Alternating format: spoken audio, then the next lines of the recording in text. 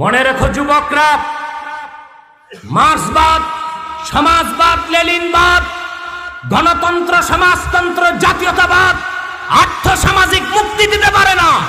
একমাত্র মুক্তি দিতে পারে কোরআন এবং রাসূলুল্লাহর সুন্নাত। ঠিক কিনা বলেন?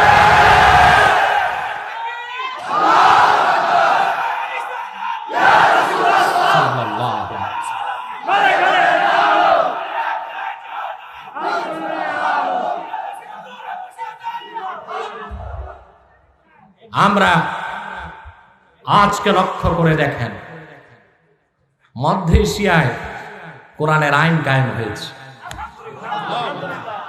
দেশটির নামও আপনারা জানেন। বিদেশি সাংবাদিকরা সেখানে ঢুকে জিজ্ঞেস করলো পরিস্থিতি কি। সে দেশের ব্যবসায়ীরা বলল, আগে প্রতিদিন সরকারি কর্মকর্তাদের ঘুষ দিতে হতো, এখন কোনো ঘুষ নাই। সাংবাদিক ফিরে এসে ওখানে যারা পড়াশোনা করত, দিল্লি এয়ারপোর্টে নামার পর জিজ্ঞেস করা হলো, অবস্থা কি, তোমাদের মারছে নাকি? বলে না, আমাদের যথাযথ নিরাপত্তা দিয়ে প্লেনে উঠায় দিচ্ছে। বলে পরিস্থিতি কি? বলে আগে কবাব খেতাম, গোশত কম ডাল বেশি, এখন ডাল কম গোশত বেশি। আহকামে শারঈয়্যা এই উপকারটাই দেয়। কোরআন সুন্নাহর জীবন বিধান চুরিকে বন্ধ করে, দুর্নীতি বন্ধ করে, সন্ত্রাস সহিংসতা বন্ধ করে মানুষকে পৃথিবীতে একটি নিরাপদ জনপদ উপহার দিতে পারে। পশ্চিমাদের পক্ষে মানুষকে নিরাপদ জনপদ দেওয়া সম্ভব হয় নাই। পশ্চিমা সভ্যতার ধারক বাহকরা বিশ্বের মানুষকে উপহার দিয়েছে প্রথম বিশ্বযুদ্ধ, উপহার দিয়েছে দ্বিতীয় বিশ্বযুদ্ধ। যেই দুটো যুদ্ধে সমাজবাদ আর পুঁজিবাদ তাদের আদর্শ প্রতিষ্ঠা করতে যে 16 কোটি মানুষকে নির্মমভাবে হত্যা করেছে। কিন্তু চোরের মার বড় গলা তারাই কিনা মুসলমানকে বলে আবার সন্ত্রাসী। সন্ত্রাস জন্ম দিছে তারা, সন্ত্রাস করে তারা। দেখেন নাই, আমার দেশে কোন হিন্দুর গায়ে মুসলমান হাত দেয় নাই, কোন মন্দির মুসলমান ভাঙ্গে নাই।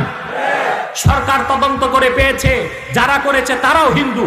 বাংলাদেশের পরিস্থিতিকে নষ্ট করার জন্য, সাম্প্রদায়িক সম্প্রীতি নষ্ট করে সোনার বাংলার স্বাধীনতা হরণ করতে একটি বিদেশি রাষ্ট্রের ইন্টেলিজেন্ট ব্রাঞ্চ এই চক্রান্ত করেছে। বাংলাদেশের স্বাধীনতায় যারা হাত দিবে তাদের হাত ভেঙে মুসলমান টুকরা টুকরা করে দিবে। 30 লক্ষ মুসলমানের রক্তের বিনিময়ে অর্জিত আমার সোনার বাংলায় সম্পদ চুরি করতে যারা হাত দিবে, হাত ভেঙে দেওয়া হবে। আমার দেশের স্বাধীনতায় যারা চোখ তুলবে, চোখ তুলে ফেলা হবে। আজ আবার তারাই ত্রিপুরাতে মুসলমানকে নির্যাতন করছে। হুঁশিয়ার করে দিচ্ছি, হিন্দুস্তান, ভারতে যে মুসলমান আছড়া ঘাত হলে আমাদের কলিজায় রক্তের ক্ষরণ হয়। ত্রিপুরায় মুসলিম নির্যাতন বন্ধ করো। যদি বন্ধ করা না হয়, 14 কোটি মুসলমান ত্রিপুরার দিকে লং মার্চ করে মুসলমানকে নিরাপত্তা দেবার সমস্ত ক্ষমতা হাতে তুলে নিতেন।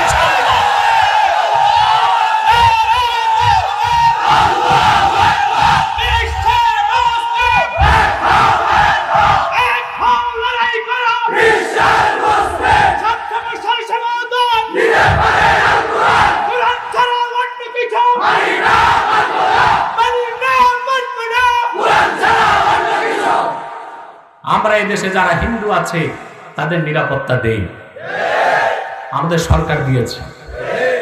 তোমরা কেমন গণতান্ত্রিক দেশ যে আমার মুসলমান ভাইকে নিরাপত্তা দিতে পারো নাই? কারণ তোমরাও মুসলিম বিদ্বেষী। ঠিক কিনা বলো? অতএব এই পৃথিবীতে সুখ শান্তি, আর্থ সামাজিক সমস্যার সমাধান, রাজনৈতিক মুক্তি, মানুষের সুখ ও সমৃদ্ধি, ইহকালীন কল্যাণ, পরকালীন মুক্তির জন্য যুব সমাজ আহ্বান করছে তোমাদেরকে। আর নয় লেনিনবাদ, সমাজবাদ, আর নয় secularism, communism, socialism, democracy, aristocracy. ফিরে আসতে হবে আল্লাহর কোরআনের মতাদর্শের দিকে। রাজি আছেন? আল্লাহ কবুল করুন। আল্লাহুম্মা আমিন। বাংলাদেশে মানুষ যখন নিরাশ, আমি তখন বুকে আশাবাদ দিই, ঠিক কিনা? কয়জন মানুষের মুখ বন্ধ করবেন? কতটা মানুষকে আটকাবেন? আমি ঘোষণা দিয়েছি, সারা বাংলাদেশ যদি জেলখানায় পরিণত হয়ে যায়, কোরআনের কথা বলার কারণে ফাঁসির সব রশি যদি শেষ হয়ে যায়, তারপর বাংলাদেশে ইসলামের পক্ষে কথা হবেই হবেই হবে। আগামীর বাংলাদেশ কোরআনের বাংলাদেশ, আগামীর বাংলাদেশ ইমানদারের বাংলাদেশ, আগামীর বাংলাদেশ ইসলামের বাংলাদেশ। সেজন্য দলমত নির্বিশেষে আমার স্লোগানটা লালন করতে হবে, মাসলাক যার যার, দিন ইসলাম সবার। মনে থাকবে, মাসলাক যার যার, দিন ইসলাম সবার। আল্লাহ কবুল করুন, আল্লাহ মঞ্জুর করুন, বলুন আল্লাহুম্মা আমিন। প্রিয় সুধী, তাহলে না, চুপ চুপ চুপ চুপ চুপ। তোমরা কি বিপ্লব করবা মাইকম্যানের সাথে? এই দোনোজন চুপ করো, বসো। এখানে মাইকম্যান দোনোজন ডেট এক্সপায়ার অলরেডি, এখন যে চলতেছে মোটামুটি।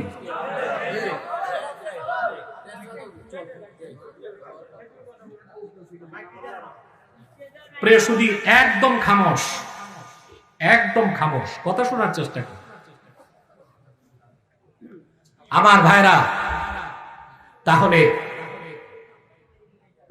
আল্লাহ তাআলা মানুষের উপকারকে সবচেয়ে পছন্দ করে, ঠিক কিনা? ইসলাম মানুষের কল্যাণ চায়, মানুষের উপকার, মানব সেবাকে ইসলাম সবচেয়ে বেশি গুরুত্ব দিয়েছে। 2, আল্লাহ রাসূল সাল্লাল্লাহু আলাইহি ওয়াসাল্লামের সাহাবীগণের মধ্যে সবাই সমালোচনার ঊর্ধ্বে। আমাদের আকীদা তারা মেয়ারুল হক ওয়াল আদালা, কারণ আল্লাহ তাদেরকে আমাদের নেতার মর্যাদা দিয়েছেন। কে দিয়েছেন? সেই সাহাবায়ে কেরামের মধ্যে আবার সর্বশ্রেষ্ঠত্ব আল্লাহ দিয়েছেন আহলে বায়তকে। সেই আহলে বায়তের সদস্য হযরত আলী কাররামাল্লাহু ওয়াজহা, বলেন সুবহানাল্লাহ। আহলে বায়তের মর্যাদা কত বেশি আল্লাহর হাবিব ইরশাদ করেছেন, তারাকতু ফীকুম আমরাইন লান তাদিল্লু মা তামাসসাকতুম বিহিমা কিতাবাল্লাহি ওয়া ইতরাতি। আমি তোমাদের জন্য দুটো জিনিস রেখে গেলাম, একটি আল্লাহর কিতাব কোরআন কারীম, আর একটি আমার বংশধর, বলেন সুবহানাল্লাহ। আহলে বায়ত তাদের মর্যাদা কত বেশি যে হযরত আলী কাররামাল্লাহু ওয়াজহার কাজকে আল্লাহ পাক ওহী নাজিল করে স্বীকৃতি দিয়েছেন, বলেন সুবহানাল্লাহ।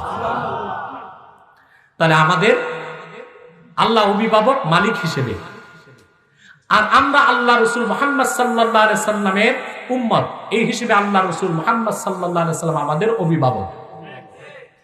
আর জীবন চলার পথে কোরআন সুন্নাহর অনুসরণ সাহাবায়ে কেরাম যেভাবে করেছেন তা আমরা অনুসরণ করব। সেই জন্য সাহাবায়ে কেরাম আমাদের অভিভাবক এবং নেতা। কথা বুঝতে পারছেন? এবার আমরা দ্বিতীয় আয়াতে চলে যাচ্ছি। وَمَن يَتَوَلَّ اللَّهَ وَرَسُولَهُ وَالَّذِينَ آمَنُوا فَإِنَّ حِزْبَ اللَّهِ هُمُ الْغَالِبُونَ।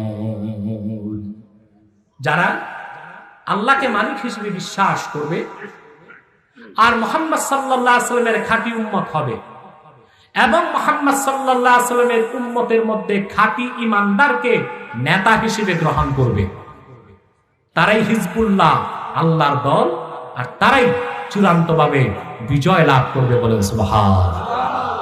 তাহলে আমাদের বিজয় কিভাবে তা আমরা বুঝতে পারলাম। নেতা ঠিক করতে হবে। কি ঠিক করতে হবে? সমস্যা আমাদের নেতার। সমস্যা কোথায়? সমস্যা কোথায়? যারা আমাদেরকে নেতৃত্ব দিবে তাদের মধ্যে সবচেয়ে বড় বড় সমস্যা। আমি একটা উদাহরণ দিয়ে থাকি। একটি বাস ঢাকা থেকে চট্টগ্রাম যাবে, কোথায়? খুব ডিলাক্স কমফোর্টেবল বাস এখন বের হয়েছে। তারা আবার বলে যে তাদের বাসে উঠলে বিমানের মতো আরাম। অবশ্যই এটা ডায়লগ হয়ে গেছে। ভাঙ্গা চূড়া বাস, পিছে লেখা সড়ক পথে বিমানের ছোঁয়া। বাসের দরজাও নাই, জানালাও নাই। আপনারা দেখবেন এই যে আপনার গরিপুর থেকে কুমিল্লা কিছু টমটম বাদ যায়, এর পিছেও লেখা আছে সড়ক পথে বিমানের ছোঁয়া, বাসের চাক্কা ছাড়া জানালো নাই দরজা। তো অনেক দামি দামি বাস এখন আছে, চলে, ঠিক না? এই বাস 40 জন যাত্রী, কয়জন? সামনের 10 জন দেশের সেরা পীর সাহেব, তারপর 10 জন সেরা আলেম, তারপর 20 জন দেশের শ্রেষ্ঠ মুহাদ্দিস, 40 জন সবই তো আউলিয়ায়ে কেরাম। কিন্তু যিনি চালায় বাসের ড্রাইভার, ওখানে বসালেন একজন ড্রাগ অ্যাডিক্টেড নেশাখোরকে। এই বাস ঢাকা থেকে চট্টগ্রাম যাওয়ার সম্ভাবনা আছে না? মাঝ পথে হয়ে যাবে খালে নয় ডালে। যাত্রীদের দোষ আছে? কথা বলেন, সমস্যা কই? আমরা ছোট্ট দেশটিতে 17 কোটি 46 লক্ষ মানুষ, অধিকাংশ মুসলমান, 3.5 লক্ষ মসজিদ, হাজার হাজার মাদ্রাসা, হাজার হাজার পীর এবং মুরিদ। আরব বিশ্বকে বাদ দিলে দুনিয়ার কোথাও এত কোরআনের মাহফিল হয় না যত বাংলাদেশে হয়। কিন্তু সেই দেশে ইসলামের পক্ষে কোনো কাজ নাই। কেন? যাত্রী সব ঠিক, সমস্যা হচ্ছে ড্রাইভারে। সেজন্য নেতা ঠিক করতে হবে। কি ঠিক করতে হবে? আল্লাহ শর্ত দিয়েছে, ইমানদার হতে হবে। আর মুমিনকে নেতা মানতে হবে। ইমানদার কিভাবে? আল্লাহর তাওহীদকে বিশ্বাস করতে হবে, মুহাম্মদ সাল্লাল্লাহু আলাইহি সাল্লামের রিসালাতকে বিশ্বাস করতে হবে, পুরা 30 পারা কোরআনকে বিশ্বাস করে, সহিহ হাদিসকে বিশ্বাস করে, তাহলে আপনি মুমিন। আপনি কি? সেটা আবার মৌখিক চলবে না, ঈমানটা হতে হবে প্রগাঢ়। মুমিন কি রকম হবেন? সূরা হুজুরাতে আল্লাহ ব্যাখ্যা করেছেন। আল্লাহ রাব্বুল আলামিন বলেন, ইন্নামাল মুমিনুনা আল্লাযীনা আমানু বিল্লাহি ওয়া রাসূলিহি সুম্মা লাম ইয়ারতাবু ওয়া জাহাদু বিআমওয়ালিহিম ওয়া আনফুসিহিম ফি সাবিলিল্লাহি উলাইকা হুমুস সাদিকুন। আর যারা বিশ্বাস স্থাপন করেছে আল্লাহর উপর এবং তার রাসূল মুহাম্মদ সাল্লাল্লাহু আলাইহি সাল্লামের উপর, সুম্মা লাম ইয়ারতাবু, তারপর এই ঈমানের কোন একটা বিষয়ে কোনো সন্দেহ নাই, রাখলো না, সুবহানাল্লাহ বলবেন না? ওয়া জাহাদু বিআমওয়ালিহিম ওয়া আনফুসিহিম ফি সাবিলিল্লাহ, অতঃপর আল্লাহর পথে জিহাদ করে জান এবং মাল দিয়ে। আল্লাহ পাক বলেন, উলাইকা হুমুস সাদিকুন, তারাই ঈমানের দাবিতে সত্যবাদী। এই মুমিন হওয়ার পর নেতা যখন মুমিন হবে, আপনার নাম, আপনার দলের নাম হিজবুল্লাহ, আল্লাহর দল।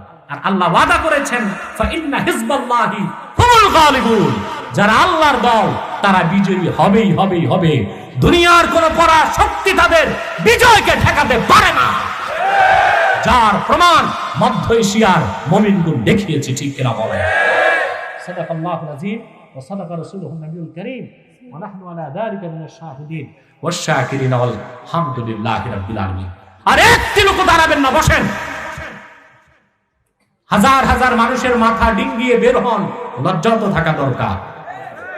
তবে এইরকম মাইকে যে এতক্ষণ বসে আছেন, সেটাও একটা গনিমত। আলহামদুলিল্লাহ। কোরআন কারীম মাদ্রাসায় নিয়ে যাও, স্বেচ্ছাসেবক কোরআন কারীম মাদ্রাসায় রেখে আসেন বুকে করে। প্রিয় ভাই সব, আমার ভাই ও বন্ধুগণ, হবে হবে হবে ওইটা কালেকশন। মুনাজাতের আগে আমি সুযোগ দিব। আমার কথাগুলো বুঝলেন? আজকে যে বার্তা দিলাম তা বাড়ি পর্যন্ত যাবে? কথা বলে না, যাবে? বাড়ি পর্যন্ত যাবে? যাবে তো ইনশাআল্লাহ।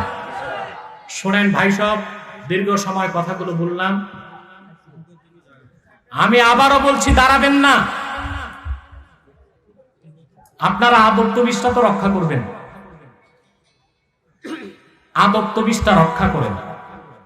সভাপতি সাহেব আসছেন, তিনি মুনাজাত করবেন, দীর্ঘ বক্তব্য রাখবেন না, তারপর চলে যাবেন আপনারা। আর সর্বোচ্চ আধা ঘন্টা, এর বেশি, এর মধ্যেই বিদায় নিতে পারবেন। বেশি তাড়াহুড়োর তো প্রয়োজন নাই। আমি সব সময় একটি কথা আপনাদেরকে বলে দেই, আজও তা বলছি।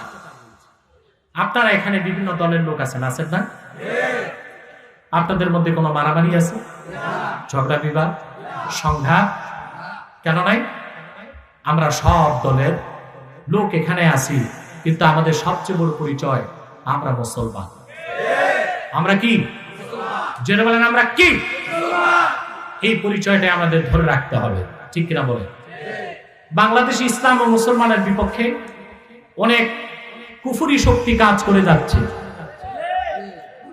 তার মধ্যে সবচেয়ে ভয়ঙ্কর হচ্ছে নিকৃষ্টভাবে ইসলাম ও মুসলমানের বিরোধিতা করে যাচ্ছে কাদিয়ানী সম্প্রদায়। নিঃসন্দেহে তারা কাফের এবং অমুসলিম, ঠিক কিনা বলে? তাদেরকে যারা কাফের বলবে না, তারাও কাফের। বাংলাদেশে তারা ইসলাম ও মুসলমানের বিপক্ষে চক্রান্ত করে যাচ্ছে। নিঃসন্দেহে তারা কাফের, কারণ তারা আল্লাহর আখির নবী মুহাম্মদ সাল্লাল্লাহু আলাইহি সাল্লামকে আল্লাহর শেষ নবী হিসেবে বিশ্বাস করে না। চিল্লায় বলেন নাউজুবিল্লাহ। আপনি শ্রোতাকে বলছি, যে দাঁড়ায় তাকে বসায় দেন। আমি জানি কেন তারা আগে উঠে গাড়ির সিরিয়ালটা ঠিক রাখতে, মুনাজাতের পর আগে দৌড় দিবে, এটাই। আচ্ছা বলেন তো, বুঝি না তা তো না, বুঝি তো। মনে করে গাড়িগুলো বেরোতে কষ্ট হবে, আগে যে গাড়িতে বসে থাকে মুনাজাতের পরিষ্কার দিয়ে ভাগবে। নিজের স্বার্থটা দেখে, মাহফিলের পরিবেশ নষ্ট এটা দেখে না। একটি লোকও দাঁড়াবেন না। কথা বুঝতেছেন? আল্লাহর হাবিব মুহাম্মদ সাল্লাল্লাহু আলাইহি ওয়াসাল্লাম আল্লাহর শেষ নবী, এটা যারা বিশ্বাস করে না তারা কি? কাদিয়ানীরা অমুসলিম এবং কাফের। কিন্তু মানুষকে ধোঁকা দিয়ে কাফের বানাবার জন্য তারা মুসলমানের মতো দাড়ি রাখে, টুপি লাগায়, নাম রাখে। তাই বলে কি তারা মুসলমান হবে? আমার ভাইয়েরা, আমার বন্ধুরা, আমার আল্লাহ নূর নবী আমার মুহাম্মদ সাল্লাল্লাহু আলাইহি সাল্লামের ইসলাম ও কোরআনের হাজার হাজার হাজার বছর পরে বর্তমান ভারতের কুখ্যাত, পাঞ্জাবের কুখ্যাত, গুরুদাসপুরের কুখ্যাত কাদিয়ানে ইংরেজ আমলে এক শয়তান নিজকে নবী দাবি করছে। চিল্লায় বলেন নাউজুবিল্লাহ। শয়তানটার নাম রেখেছিল তার বাপ মির্জা গোলাম আহমদ কাদিয়ানী। সাবধান, তাকে গোলাম আহমদ বলা যাবে না, কারণ গোলাম আহমদ অর্থ আহমদ এর গোলাম। সে ছিল কুখ্যাত কাফের, তাকে গোলাম আহমদ এর গোলাম বলা যাবে না। কথা বুঝতে পারছেন?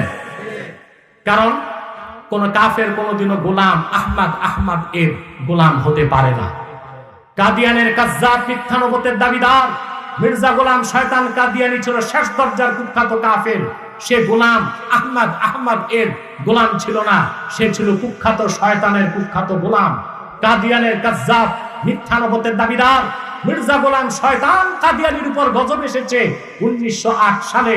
যখন গজব এসেছে, কাদিয়ানের কাজ্জাব, মিথ্যা নবুয়তের দাবিদার ইংরেজদের পাঁচাটা গোলাম, শয়তানের চামড়, শয়তানের কুখ্যাত গোলাম মির্জা গোলাম শয়তান কাদিয়ানীর উপর 1908 সালে যখন গজব এসেছে, সে গজবে ধ্বংস হয়ে জাহান্নামের কুখ্যাত কুকুরে পরিণত হয়েছে। তার অনুসারীরা ধ্বংস হয়েছে। বর্তমানে কিছু কাদিয়ানী বাংলাদেশে আছে, যারা ইসলাম ও মুসলমানের বিপক্ষে চক্রান্ত করে যাচ্ছে। তারা মানুষকে ধোঁকা দিতে নিজেদের নাম পরিবর্তন করে বলে, কখনো বলে আহমদী জামাত, কখনো বলে আহমদিয়া জামাত, কখনো বলে আহমদী সম্প্রদায়, কখনো বলে আহমদিয়া সম্প্রদায়, কখনো বলে আহমদী মুসলিম জামাত, কখনো বলে আহমদিয়া মুসলিম জামাত। সাবধান, যত কাদিয়ানী ছিল, আছে, থাকবে, তারা কেউ আহমদী জামাত নয়, আহমদিয়া জামাত নয়, আহমদী সম্প্রদায় নয়, আহমদিয়া সম্প্রদায় নয়, আহমদী মুসলিম জামাত নয়, আহমদিয়া মুসলিম জামাত নয়। তারা শয়তানি জামাত, কুখ্যাত জাহান্নামের কুখ্যাত কুকুরের দল। আমাদের সকল দলের একটাই দাবি, অনতিবিলম্বে স্বাধীন বাংলায় শয়তান কাদিয়ানীদেরকে রাষ্ট্রীয়ভাবে অমুসলিম ঘোষণা করতেই হবে, করতেই হবে, করতেই হবে। এই দাবি আদায়ে তাহরিকে খাতমে নবুয়ত বাংলাদেশের ব্যানারে যদি জান ও মাল দিতে হয়, কারা কারা প্রস্তুত আছেন? হাত তুলে দেখা। তাদের কোনো পণ্যদ্রব্য ধরবেন না, কিনবেন না, বেচবেন না, মনে থাকবে? প্রাণ, সিজান, আরএফএল, প্রথম আলো, ডেইলি স্টার, কালের কণ্ঠ, এগুলো তাদের। এগুলো ধরবেন না, কিনবেন না, বেচবেন না, মনে থাকবে মুসলমান। আরেকটি কুফরি দল চক্রান্ত করে যাচ্ছে, আপনি জায়গা করে দেন। আমাদের সম্মানিত সভাপতি হযরত মাওলানা আয়াজ আহমদ সিদ্দিকী পীর সাহেব জোনপুরে এসেছেন, আলহামদুলিল্লাহ বলেন। তার মুনাজাতের মাধ্যমে আপনারা বিদায় নেবেন ইনশাআল্লাহ, বলেন ইনশাআল্লাহ। যে কথা বলছিলাম, আরেকটি কুফরি জামাত বাংলাদেশে কাজ করে যাচ্ছে, এটা হচ্ছে খ্রিস্টানদের একটি পথভ্রষ্ট দল। এটার নাম ঈসাঈ তরিকা। কি নাম? কথা বুঝেন না? এই তরিকার নাম কি? খ্রিস্টানদের গোপন দল। খ্রিস্টানদের, এরা নিজেদের পরিচয় দেয় ঈসাঈ তরিকাভুক্ত মুসলমান, আসলে কি খ্রিস্টান। অর্থাৎ তারা বলে আমরা মুসলমান, তবে ঈসার উম্মত মুসলমান। আপনারা বলেন ঈসার উম্মত মুসলমান না খ্রিস্টান? আমি জানি আপনি শুনলে কষ্ট পাবেন, তাও বলছি, এই রকম মুসলিম নামদারি খ্রিস্টান বাংলাদেশে এখন আছে 9.5 লাখ, 9.5 লক্ষ। নাউজুবিল্লাহ বলবেন। তাদের এক বড় নেতা, আমার দিকে তাকান, তাদের এক বড় নেতা কানাডাতে থাকে। কোথায়? এক বিশ্ববিদ্যালয়ের প্রফেসর, আমি তার নাম বলবো না। গত রমজানে সে আমার কাছে বিতর্কে হেরেছে, আলহামদুলিল্লাহ বলেন। নামটা বললাম না।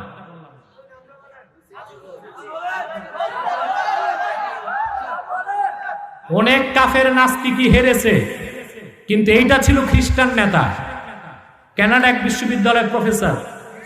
সে হাদিস অস্বীকার করে, বুঝলেন?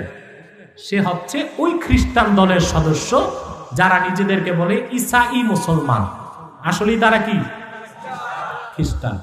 এদের ব্যাপারে আপনাদের সাবধান থাকতে হবে, পারবেন তো ইনশাআল্লাহ?